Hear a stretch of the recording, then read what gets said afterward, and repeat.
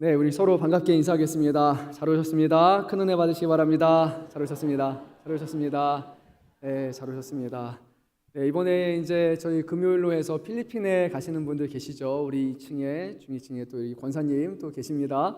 네, 그렇죠. 두 분 계시는데 맞아요. 오늘 오후 예배 우리 서서 찬양을 좀 했는데 필리핀 가면 시작할 때부터 서서 찬양해야 됩니다. 그래서 오늘 준비하는 시간이었다고 여러분 생각하시면 좋습니다.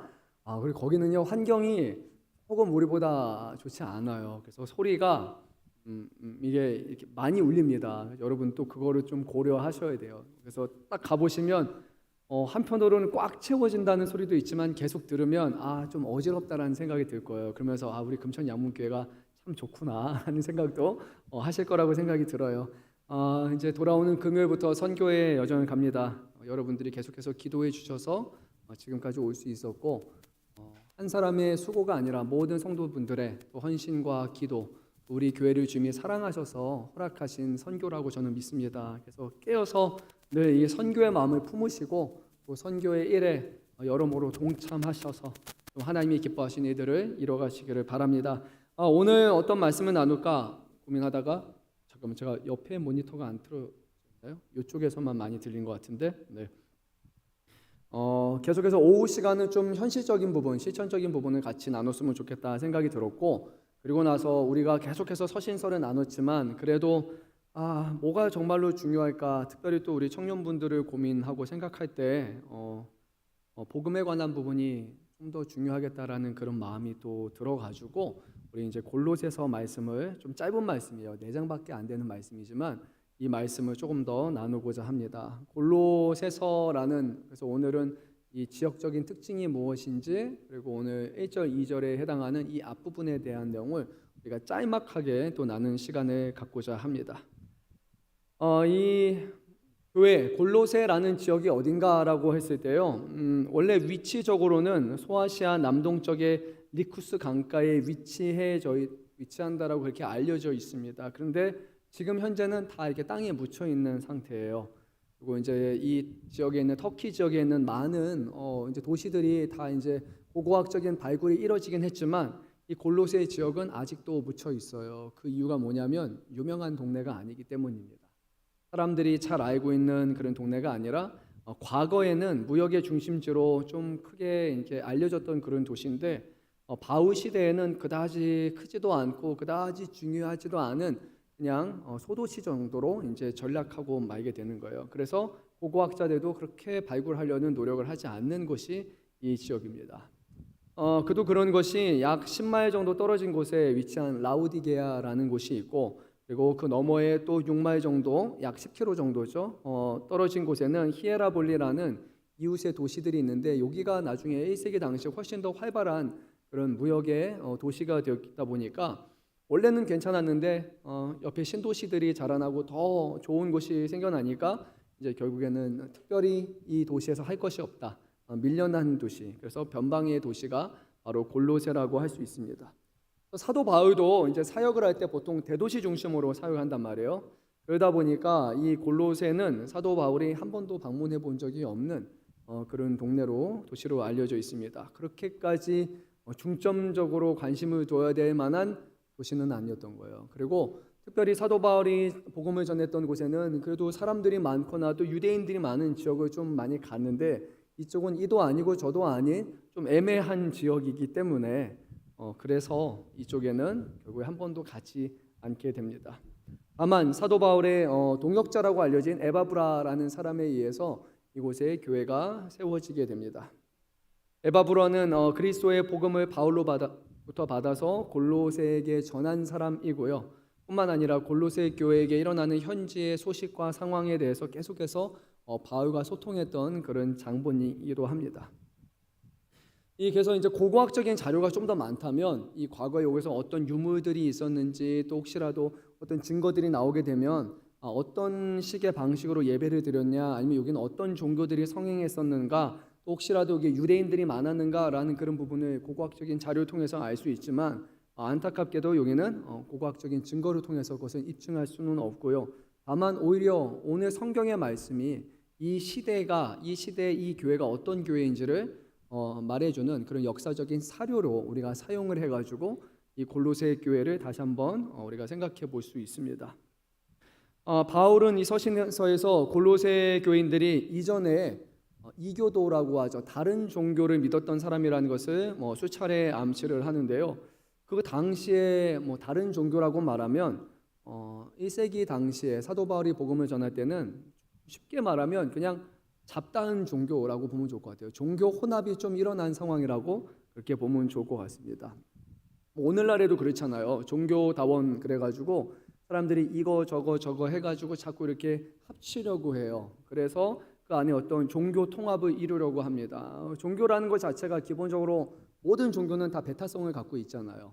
우리가 맞고 우리가 더 진짜고 우리가 믿는 신앙이 맞다라는 이런 배타성이 있는데, 그런 배타성이라는 부분을 조금씩 내려놓으면서 어떤 이렇게 혼합을 하게 되고 그 가운데 이렇게 연합을 하려는 애들이 일어나게 되는데, 이 당시에 바로 골로새가 그런 지역 중에 하나였고요. 또 그런 혼합주의가 만연했던 곳이었어요. 특별히 1세기 당시에 있었던 종교를 몇 개 생각해 보면 헬레니즘 철학이 있었고요. 그 다음에 유대인들도 많이 있었기 때문에 유대 율법주의도 있었고, 고대 그리스라고 하죠. 거기서 유래한 다양한 신들이 있잖아요. 그리스 신화 그런 것들을 쫓는 사람들이 있었고요. 그리고 또 신비한 종교도 있었어요. 이렇게 들어가는 그런 방법이 아주 독특하고 아주 특별한 절차를 통해 가지고 일반적인 종교가 아니라 아주 고차원적인 그런 비밀스러운 종교, 그런 것을 또 이제 주장하는 사람, 신비 종교라고 말하면 되겠네요. 네, 그런 것을 또 따르는 사람들도 있었어요. 근데 이제 시간이 지남에 따라서 이 로마가 점점 확장해 나고 사람들이 계속해서 이렇게 오가는 과정 가운데 한 지역에서 다른 지역으로, 다른 지역에서 또 다른 지역으로 이렇게 여러 가지 이동하는 가운데 이쪽 종교와 저쪽 종교와 철학과 뭔가 사상들이 계속해서 이제 어떻게 짬뽕이 된 거예요. 그래서 뭐가 진짜 맞고 뭐가 아닌지를 지금 모를 정도로 종교와 어떤 사상에 대한 경계가 점점 흐려지게 되고 이제 혼합주의라는 것이 생겨나게 됩니다. 라우디게아 교회도 이 2장에 가면 잠깐 언급이 되는데요. 라우디아 주변에는 유대인들이 한 11,000명 정도 되었던 걸로 그렇게 알리고 있어요. 성인 남성만 해도 그 정도가 될 정도로 상당히 유대인 분포가 많았고, 그리고 이 지역의 인구도 보면 노예를 포함해서 100만 명이 넘을 정도로 큰 도시란 말이에요. 거기서 멀지 않은 도시니까 상대적으로 이 도시 골로새는 그냥 변두리의 도시가 되어버린 것 같습니다. 네, 이 1세기 종교의 특징 중 하나가 뭐냐면 이 헬레니즘 철학과 그리고 이제 그리스의 종교와 비슷한 다양한 종교들이 있었는데, 그 가운데 사람들이 유대교에 관한 관심을 막 갖기 시작을 해요.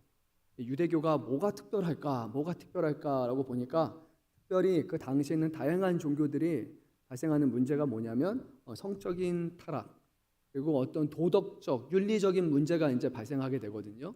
근데 이 유대교의 신앙을 보게 되면 경전이라고 알려진 또 하나님이 주시는 율법이 있잖아요. 신약에 그게 아니라 신명기에는 또 우리 알고 있는 그 모세 율법이라는 게 있고, 해서는 된다 안 된다라는 부분을 하나의 어떤 종교적인 부분이 아니라 하나님의 말씀으로 보는 것이 아니라 종교적인 경전으로 보게 되고, 그리고 어떤 윤리적이고 도덕적인 것을 추구하는 그런 종교로 이제 이것을 받아들이게 돼서, 그래서 이 유대인에 대한 그런 어떤 좀 폭발적인 인구가 이렇게 좀 생겨난 것 같아요. 이것이 그 당시에 좀 비도덕적인 것에 지친 사람들에게 저게 좀 더 고차원적인 종교가 아닐까라는 그런 생각을 하게 됩니다.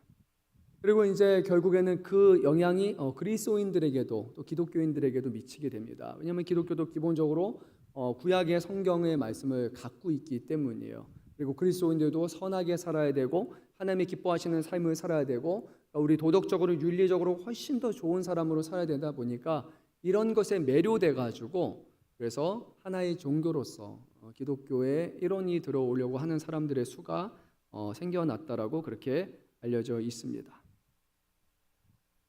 근데 중요한 것은 뭐냐면요, 오늘 이 골로새 통해서 우리에게 전해주는 아주 중요한 메시지가 하나 있습니다. 무엇이냐면 우리도 그래요. 신앙생활을 오래 하게 되면 하나님의 더욱더 사랑하고 하나님의 말씀을 가까이 하게 되고, 또 그 안에 성령이 우리 안에 역사하신 결과로서 우리가 점점 거룩해지고 점점 변화되고 점점 예수님을 닮아가고 하나님을 닮아가는 그런 과정이 있단 말이에요. 우리가 이것을 구원의 서정 중에서는 성화라고 그렇게 얘기를 합니다. 아주 완벽하게 거룩한 것은 아니지만 점차 우리가 성화되어 가는, 거룩해져 가는 거예요. 그래서 오늘날 우리 교회나 비롯한 기독교를 생각해도 교회 다니는 사람은 선해야 된다, 착해야 된다, 거짓말하면 안 된다, 어떤 도덕적으로 윤리적으로 조금 더 뛰어나야 된다라는 그런 생각이 있지 않습니까, 여러분? 있죠. 그런 기대치가 있잖아요. 기대치가 없어졌나요, 우리에게? 있죠. 교회 다니는 사람은 좀 달라야 된다라고 하는 거예요. 그래서 우리가 선한 행동을 많이 해야 된다라는 거예요. 근데 결론적으로 말씀드리면 맞아요. 그리스도인들은 선한 행실을 추구해야 되는 거예요. 하지만 여기서 빠져서는 안 되는 함정이 뭐냐면 선한 행실이 있다고 해서 선한 행동을 많이 한다고 해서 우리가 더 참된 그리스도인이라고 말할 수는 없다라는 거예요. 기독교는 단순히 선을 행하는 종교, 착한 일을 하는 그런 종교가 아닙니다. 우리는 하나님을 믿고 예수님을 믿고 또 성령님을 믿고 또 그분의 말씀에 쫓아서 살려고 하는 그런 사람들이지 우리가 단순히 착하게 살아야겠다라는 그런 도덕적인 종교가 아니라는 거예요. 다만 우리가 주님을 점점 사랑하고 닮아가려고 노력할수록 그분에 대한 믿음과 그분에 대한 지식이 점점 커 나갈수록 우리의 모난 부분, 우리의 부족한 부분, 우리의 죄악된 부분, 옛사람의 모습들이 점점 희미해지고 사라져가게 되고 예수님을 더욱더 닮아가는 모습으로 우리 안에 변화가 일어나게 되는 거죠. 이것이 성령의 열매가 됩니다. 그래서 이 골로새 교회에 발생했던 문제는 뭐냐면 사람들이 선을 행해야 된다, 의로워야 된다라는 그 부분에 조금 사로잡혀 있게 되는 거예요. 윤리적이고 도덕적인 종교로 전락할 그런 위험이 그들에게 도사리고 있었던 거예요.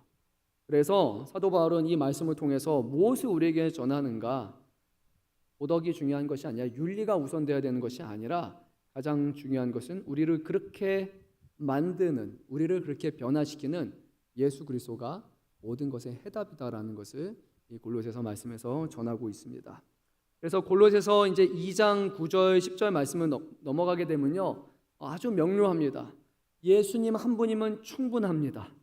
예수님 안에 모든 충만함이 있습니다. 예수님만이 우리의 모든 인생의 해답이십니다라는 그 복음을 우리에게 전하게 됩니다. 여러분은 어떻게 생각하십니까? 예수 그리스도 한 분이시면 충분하다고 생각이 듭니까? 우리 교회, 우리의 삶에 있는 모든 문제와 모든 어려움들, 모든 도덕과 가치관 이런 것이 우선되는 것이 아니라 정말로 우리 땅에 있는 교회가 추구해야 될 참된 진리는 그리스도 안에 충만함이라는 것을 우리가 잘 생각하고 견지하고 있는지를 한번 생각해 보면 좋을 것 같아요. 기독교는 윤리와 도덕의 종교가 아니라 우리가 그리스도면 충분하기 때문에 그리스도와 한 몸을 이루는 것, 그것이 더 중요하고 그분과 한 몸을 이루는 관계 속에서 우리의 삶이 자연적으로 변화되는 것이라는 것을 기억해야 합니다. 자, 우리 한번 말씀을 읽어보도록 하겠습니다. 우리 1절, 2절 말씀 한번 읽겠습니다. 하나님의 뜻으로 말미암아 그리스도 예수의 사도된 바울과 형제 디모데는 골로새에 있는 성도들 곧 그리스도 안에서 신실한 형제들에게 편지하노니 우리 하나님 아버지로부터 은혜와 평강이 너에게 있을지어다. 아멘. 사도 바울이 보내는 서신서에도 늘 등장하는 표현이지만 오늘 여기서도 다시 한번 이것을 언급하고 있습니다. 골로새에 있는 형제들이라고 그렇게 단순히 그렇게 표현하지 않아요. 골로새에 있는 성도들 곧 그리스도 안에서 신실한 형제들이라고 말합니다. 중요한 것은 골로새라는 지역이 아니라 그리스도 안에 있는 골로새의 성도들이라는 것을 지금 강조하고 있는 거예요. 이게 무슨 의미입니까? 사도 바울에게 중요한 것은 골로새라는 지역이 그 장소가 중요한 것이 아니라 그들이 그리스도 안에 있는가라는 그런 영적인 장소, 영적인 위치가 훨씬 더 중요한 거예요. 그러니까 물리적으로는 지금 골로새라는 지역, 과거에는 조금 더 큰 도시였지만 이제는 변방의 소도시가 된 이 골로새라는 것이 중요한 것이 아니라 모든 성도들은 골로새든 아니면 에베소든 빌립보든 데살로니가든 아니면 우리 금천 양문교회가 있는 시흥동이든 그 물리적인 위치가 중요한 것이 아니라 우리가 그리스도 안에 있다라는 바로 우리의 정체성이 하늘에 속한 자, 그리스도에 속한 자라는 영적인 장소와 그 정체성이 더 중요하다는 거예요. 또 골로새서 1장 13절 말씀으로 우리 한번 넘어가서 말씀을 읽어보도록 하겠습니다. 골로새서 잠깐만요. 다른 거를 지금 골로새서 1장 13절 말씀 우리 한번 읽도록 하겠습니다. 그가 우리를 흑암의 권세에서 건져내사 그의 사랑의 아들의 나라로 옮기셨으니 아멘. 우리가 어디에서 어디로 옮겨졌다고요? 흑암의 권세에서 이제는 그의 사랑의 아들의 나라로, 그렇죠? 주님의 나라로 옮겨졌다라고 오늘 말씀하고 있어요. 그러니까 물리적으로는 우리는 골로새에 있지만, 물리적으로는 신동 금천구에 있지만, 더 중요한 것은 우리 모두는 영적으로는 주님의 나라에 지금 있다라는 것을 강조하고 있는 겁니다. 여러분, 우리가 어디에 살고 있다고요? 네, 주님의 나라에 살아가고 있는 사람들이에요. 서울시 금천구도 맞지만요, 무엇보다 우리는 하나님의 나라에, 주님의 나라에 살아가고 있는 영적인 정체성을 분명히 기억해야 됩니다. 그래서 그리스도 안에 있는 자들은 세상 안에서 세상 사람들과 같이 살아가지만 또한 우리는 다른 삶을 살아간다는 것을 기억해야 돼요. 그리스도 안에 여러분 새로운 정체성, 그리스도 안에 그리스도의 나라에 살고 있다라는 신앙적인 고백을 하고 계십니까? 우리가 지금 물리적인 공간을 넘어서 주님의 나라의 일원이 돼서 주님 나라의 확장을 위해서 주님 나라의 복음을 위해서 살아가고 있습니까? 그것이 오늘 이 골로새서 말씀의 시작 부분에서 우리에게 말씀하는 거예요. 우리는 그리스도 안에 살아가는 삶입니다. 계속해서 2절 말씀을 보면 사도 바울은 골로새에 있는 성도들을 이렇게 부릅니다. 성도들, 그리고 신실한 형제들이라는 이런 표현을 사용합니다. 그냥 좋은 말을 하고 있는 게 아닙니다. 성도라는 표현이 원래 어떤 의미죠?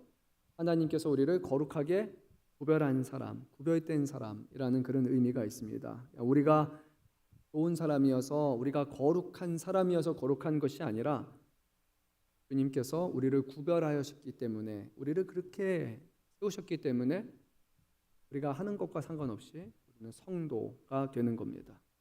신실한 형제들은 무엇을 의미합니까? 믿음 안에서 서로를 신뢰하고 사랑하는 공동체라는 의미를 이 안에 분명히 담고 있어요. 믿음 안에서, 그리스도 안에서 서로가 육체적으로, 원래는 혈통적으로는 우리가 형제가 아니지만 이 교회 안에 영적으로 맺어진 형제요 자매라는 것을 분명하게 그렇게 말씀하고 있어요. 세상은요, 생각해 보니까 우리의 정체성을 좀 다르게 말합니다. 다르게 구분하고 흔듭니다. 땅에 있는 지역을 기준으로 삼아 말하는 것 같아요. 출생지가 어디냐 이렇게 얘기하잖아요, 그렇죠? 그리고 현재 거주지가 어디냐에 따라서 사람들을 이렇게 나눕니다. 또는 출신 학교가 어디냐라고 얘기하고요. 그리고 지금 직장이 어디냐, 근무지가 어디냐, 또는 근무지 안에서도 부서가 또 어디냐 나누고, 또 학교가 어디냐, 학교에서는 반이 어디냐라고 자꾸만 우리를 물리적인 장소를 기준으로 해서 구분짓는 일들을 계속 한단 말이에요. 근데 하나님은요, 좀 다르게 말씀하세요. 그것이 중요한 것이 아니라 너희가 그리스도 안에 있느냐, 내 아들의 나라에 있느냐 아니냐, 네가 내 자녀냐 아니냐, 내가 거룩한 성도냐 아니냐, 이것으로 우리를 구분하신다는 거예요. 아주 단순합니다. 하나님의 나라에 속한 사람들인가 아니면 이 땅에 속한 사람들인가, 주님은 영적인 것을 기준으로 우리를 구분짓는다라는 거예요. 사랑하는 성도 여러분, 세상 사람들 말하는 것처럼 학벌, 직업 이런 거, 그것은 우리 믿는 사람들이 구분해야 될 것이 아닙니다. 어디 산다, 어느 아파트에 산다, 어느 지역에 산다, 조금 더 나은 거 산다, 이것은 세상의 구분이고요. 우리는 그것이 아니어도 괜찮습니다. 토막이나 궁궐이나 주님 계신 곳이 뭐라고 부릅니까? 내 나라라는 표현이 딱 맞는 거예요. 주님과 함께하고 있다면 우리는 지역 상관없습니다. 우리가 거주하는 곳 상관이 없습니다. 다만 주님이 함께하지 않는다면 토막이 아니라 궁궐이라 할지라도 거기는 하나님 나라가 아닌 거예요. 우리는 그런 구분에 따라 살아가야 되는 거예요. 여러분을 뭐라고 부르시느냐? 성도라 부르시고, 하나님의 자녀라고 부르시고, 오늘 신실한 자라고 부르십니다. 이것이 여러분에게 주시는 하나님의 새로운 정체성이라는 것을 기억하시기를 바랍니다. 자, 사도 바울은 마지막으로 이렇게 말합니다. 우리 아버지 하나님으로부터 은혜와 평강이 너희에게 있을지어다. 아멘이 그냥 나오죠. 이렇게 말하면은. 네, 근데 이것은 그냥 인사말이 아니고요. 여러분 아시는 것처럼 축복이에요. 그리고 축복의 선언입니다. 근데 여기에 들어가는 것 은혜라는 표현이 아주 중요하죠. 은혜는 다들 자격이 있는 사람에게 주는 겁니까? 자격이 없는 사람에게 주는 겁니까? 자격과 상관없이 주는 겁니까? 상관없이 주는 거예요. 그렇죠? 이 사람이 받을 만한 사람이든 아니든 그것이 중요한 것이 아니에요. 그냥 하나님이 주기 원하시니까 하나님이 주시는 거예요. 다들 자격이 없어도 괜찮아요. 하나님이 주시는 거예요. 그래서 우리는 은혜라고 말할 뿐이에요. 내가 한 것은 하나도 없고 내가 떼써서 준 것도 아니고 내가 이게 무엇인지 알기도 전에 하나님께서 우리를 사랑하셔서 우리를 구원하기 위해서 아들을 먼저 내어주셨어요. 그리고 우리는 그 하나님의 은혜로 그냥 받는 것뿐이에요. 아, 주님의 사랑이 이렇게 위대하시고 큰 사랑이군요. 다만 우리가 받고 감사하는 거예요. 평강은 우리가 지난 시간에도 계속 얘기했지만 하나님과의 관계가 회복되었기 때문에 그 온전한 관계 속에서 오는 내면의 평안이고요. 그리고 그 하나님이 우리와 함께 하신다는 확신 속에서 이제는 하나님과 나 그리고 성도와 성도, 교회 안에 있는 그런 공동체적인 화평, 가장 좋은 상태가 이루어지는 거예요. 다시 말씀드려요. 하나님과의 관계가 회복되었기 때문에 가능한 거예요. 하나님과의 관계가 회복되지 않았다면, 바르지 못하다면 우리는 어디 있든지 무엇을 하든지 성도는 평안할 수 없습니다. 다만 하나님과의 관계가 괜찮으면 우리는 평화로다라고 말할 수 있는 거예요. 세상이 말하는 평화하고 또 다르잖아요. 세상이 말하는 평화의 기준은 물리적인 거예요.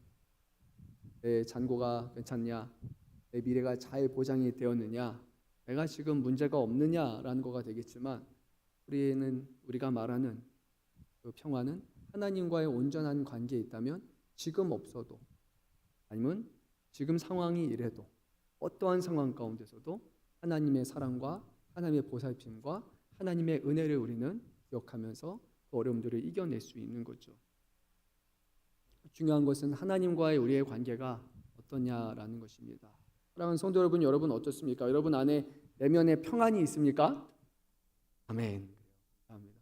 네, 여기 우리 어르신들이 저기 어르신까지는 아니에요. 그렇죠? 우리 권사님들이 좀 있으신 것 같아요. 집사님, 권사님 있으시고 우리 청년분들은 평안이 없어요. 어떡하죠? 이 이너피스가 없나요? 4명. 네. 직장, 네, 그렇죠. 학업, 딱 평안이 좀 없는 때예요. 어떤 물리적인 것이 아직 확실하게 갖춰지지 않고 늘 초조하죠. 계속해서 이제 새로운 변화를 맞이해야 되는 그런 나이대잖아요. 학교 마치고 직장 거기 들어가서도 그렇고 좀 지나면 또 결혼하게 되면 또 이제 또 가족 수가 느는 그런 일들이 나니까 계속해서 급변하는 상황이 되게 되는데 상황이 좋아지면 평안하다라는 것은 우리 부모님들은 압니다. 겪어봐서 알아요. 그렇지 않아요. 특히나 자녀 낳다 보면 한 살 더 먹으면 좀 더 편안해지겠지, 좀 더 수월해지겠지 하지만 그렇지 않습니다. 누워있을 때가 제일 좋고 더 좋을 때는 뱃속에 있을 때가 제일 좋고요. 나면서부터 이제는 그래요.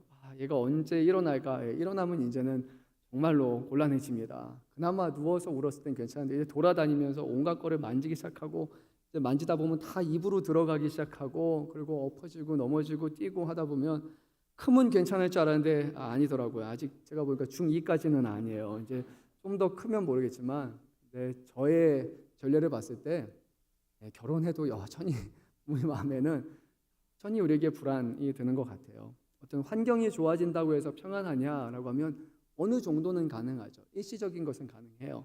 하지만 그것은 진정한 평안은 아니에요. 진정한 평안은 계속 지속되는 평안이잖아요.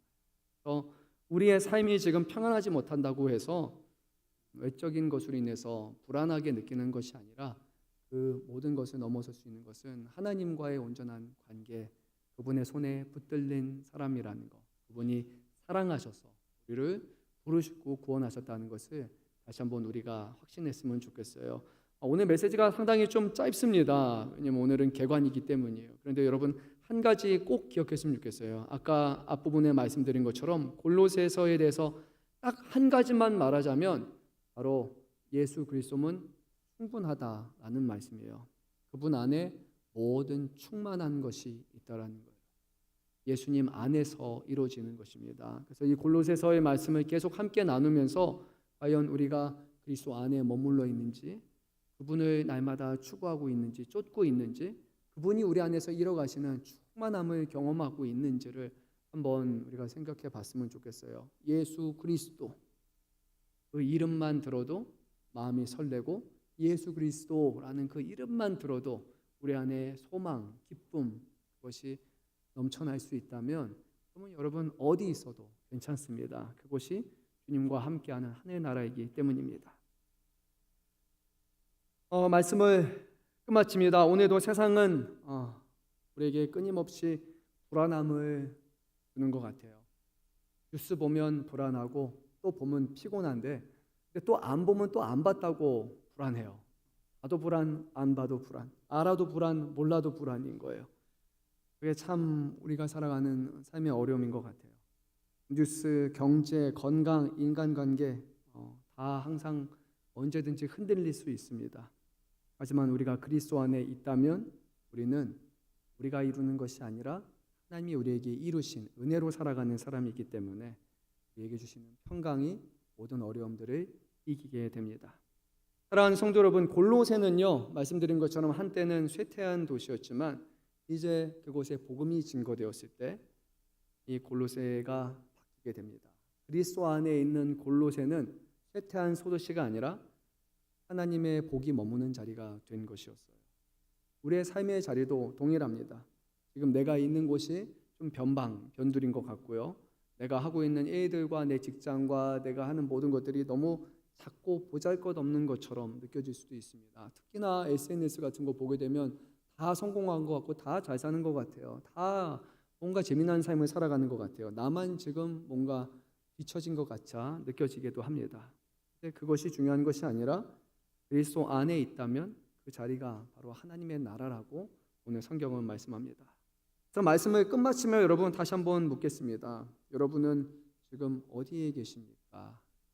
주님의 나라에 계십니까? 주님의 나라를 살아가고 계십니까?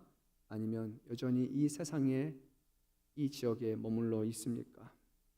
우리는 교회 안에 있을 뿐 아니라 교회 넘어 그리스도 안에 살아가는 삶을 살았으면 좋겠습니다. 그분 안에서 우리가 누군지 참된 신앙의 정체성을 다시 한번 누리면서요, 은혜와 평강을 회복하면서 살아가는 저와 여러분 되시기를, 또 오늘도 그리스도 안에서 다시 이 아름다운 일들이 이루어질 수 있기를 간절히 소망합니다.